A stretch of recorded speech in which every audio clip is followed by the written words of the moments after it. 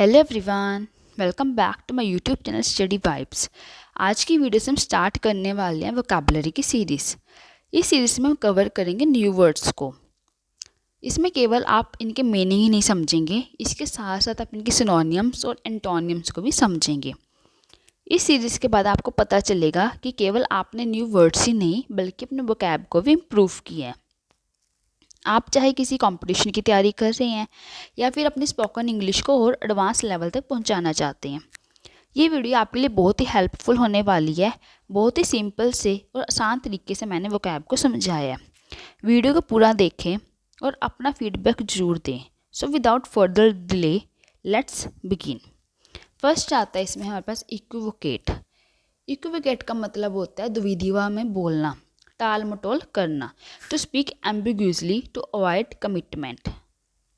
इसके सिनोनिम्स देखें तो क्या होते हैं? प्रीवेडिकेट कह सकते हैं, हैज कह सकते हैं, डोज भी कह सकते हो इसको आप। अगर इसके हम एंटोनिम्स देखें तो क्या होते हैं? इसको आप कॉन्फ्रंट कह सकते हो, इसको आप क्लैरिफाई कह सकते हो, इसको आप एक्सप्लेन भी कह सकते हो, एंड मैनी मोर। नेक्स्ट आता है हमारे पास tenacious, meaning holding firmly to something persistent. अगर अब हम इसके सिनोनिम्स देखें यानी कि सिमिलर वर्ड्स देखें तो क्या होते हैं? इसको आप रिसोल्यूट कह सकते हो, इसको आप स्टबर्न भी कह सकते हो। अगर इसके हम एंटोनिम्स देखें, ऑपोजिट वर्ड्स देखें तो क्या हो सकते हैं? इसको आप इरिसोल्यूट कह सकते हो, इसको आप वीक विल्ड भी कह सकते हो। नेक्स्ट आ जाता है इसमें हमारे पास मिसंथ्रोप। इसका मतलब होता है लोगों से घृणा करने वाला, a person who hates humankind. अगर इसके हम सिनोनिम्स देखें तो क्या होते हैं? आप इसको साइनिक कह सकते हो, आप इसको रिक्लूस कह सकते हो, आप इसको हर्मिट भी कह सकते हो। अगर हम इसके एंटोनिम्स देखें तो क्या हो सकते हैं?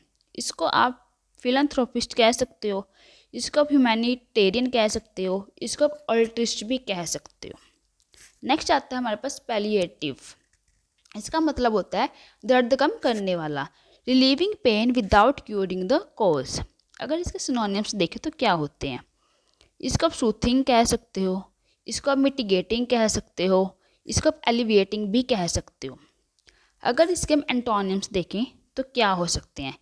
इसको आप एग्रीवेटिंग कह सकते हो, इसको आप इंटेंसिफाइंग कह सकते हो, इसको आप एक्सरसिबेटिंग भी कह सकते हो। नेक्स्ट आ जाता है हमारे पास कॉन्सिलिएट। इसका मतलब होता है शांत करना, टू मेक पीस और विन ओवर समवन। सिनोनिम्स देखें तो क्या हो सकते हैं? इसको आप अपीस कह सकते हो, इसको आप पैसिफाई कह सकते हो, और इसको प्लेकेट भी कह सकते हो। अगर इसके एंटोनिम्स देखें तो क्या कह सकते हैं? इसको आप प्रोवोक कह सकते हो, इसको आप एजिटेट कह सकते हो, इसको आप इरिटेट भी कह सकते हो। नेक्स्ट आ जाता है मेरे पास डुप्लीसिटी, मतलब कपट, दोगलापन, डिसाइटफुलनेस और डबल डीलिंग। अगर इसके हम सिनोनिम्स देखें तो क्या हो सकते हैं? डबल डीलिंग कह सकते हो, ट्रिकरी कह सकते हो, डिसीट भी कह सकते हो आप इसको। अगर इसके एंटोनिम्स देखें तो क्या कह सकते हैं? इसको आप होनेस्टी कह सकते हो, इसको आप इंटीग्रिटी कह सकते हो, और इसको आप सिंसियरिटी भी कह सकते हो, एंड मैनी मोर। इसके बाद नेक्स्ट आ जाता है हमारे पास नॉन प्लस्ड। इसका मतलब होता है हक्का बक्का, so surprise that one is unsure how to react. अगर इसके सिनोनिम्स देखें तो क्या हो सकते हैं? इसको आप कंफ्यूज कह सकते हो, परप्लेक्स्ड कह सकते हो, और बी विल्डर्ड भी कह सकते हो इसको आप। अगर इसके एंटोनिम्स देखें तो क्या हो सकते हैं? इसको आप क्लियर कह सकते हो, इसको आप सर्टेन कह सकते हो, और इसको आप कॉन्फिडेंट भी कह सकते हो। नेक्स्ट आ जाता है हमारे पास कर्सरी। इसका मतलब होता है जल्दबाजी में किया गया, डन क्विकली विदाउट अटेंशन। अगर इसकी हम सिनोनिम्स देखें तो क्या हो सकते हैं? इसको आप हास्टी कह सकते हो, इसको आप सुपरफिशियल कह सकते हो, इसको आप परफेक्टरी कह सकते हो। इसके अगर हम एंटोनिम्स देखें तो क्या हो सकते हैं? इसको आप थोरो कह सकते हो, आप डिटेल्ड भी कह सकते हो, और इसको आप केयरफुल भी कह सकते हो। इस तरीके के और वर्ड्स एंड इनके सिनोनियम्स एंड एंटोनियम एंड इनके मीनिंग जानने के लिए stay tuned with study vibes. Thanks for watching. Please like and subscribe for more videos.